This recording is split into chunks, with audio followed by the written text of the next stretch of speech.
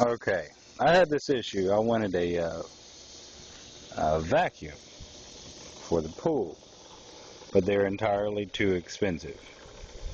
So I just started today, or last night, but I got out here today because it's daytime. Um, I don't know if it's going to burn up the pump, but this is what I've managed. This is my saltwater device. Anyway, this is the water pump, pool pump, filter, whatever you want to call it. It pulls water in, puts it back into the pool, going through a filter in the process. So instead of removing water to vacuum the bottom of the pool, I thought, why not use the filter? And let's see, well, if it burns it up or not, first of all, because it is a tiny motor. But this is what I came up with. This is the beta version, if you will. I took basically a juice jug. Forget this part for right now. I took a juice jug, removed the cap, and outlined it with a Sharpie on the bottom. And as you can see, if you can see it, because I've got a BlackBerry, right there, there are flies and other debris that I've already experimented with. But basically, I'm going to try to get those to fall out. I'll suck them back up later. There we go.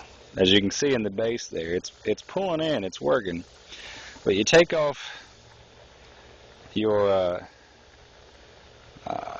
cap that's not supposed to, you're not supposed to run your pump when people are in the pool anyway. That's what they tell you.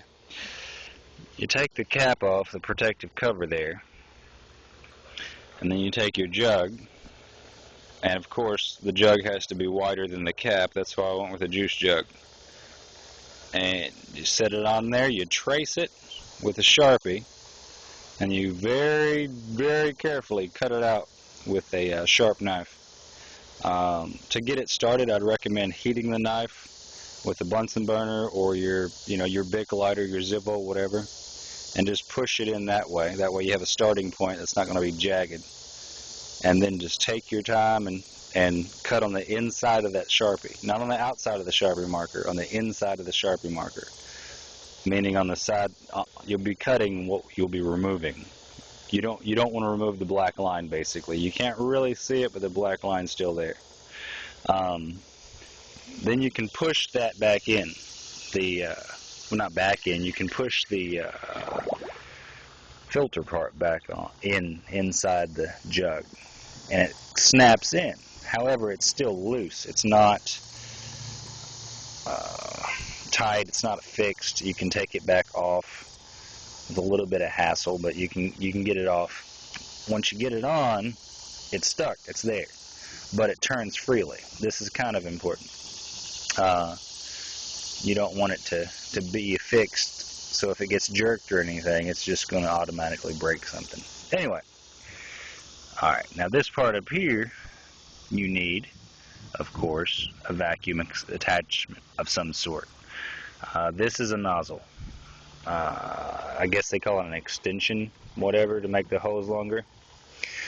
I'll cut the top there so that it could be forced in, and then I secured the top with a clamp. Where I cut it, I put a little bit of, it's called shoe goo. That's what I had on hand. You can use any epoxy compound. Now, they important, like right here, I don't know if it's important or not, but I set it up. I used one that has grooves in it. You can't really see them here, but there's like 6 grooves, raised. They're not grooves, they're raised, whatever you would call that.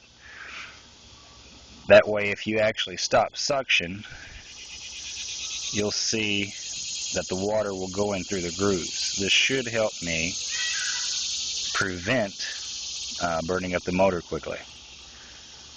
And you can see right there, every time I stop the flow, I'm stopping it with my hand, that the water begins flowing basically right here around that.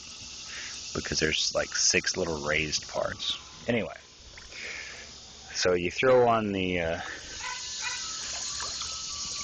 you throw the tube on, and make sure you put the tube in the extension in the right way. That way the tube will fit. First time I did it backwards, and it wouldn't snap in, so I had to redo it.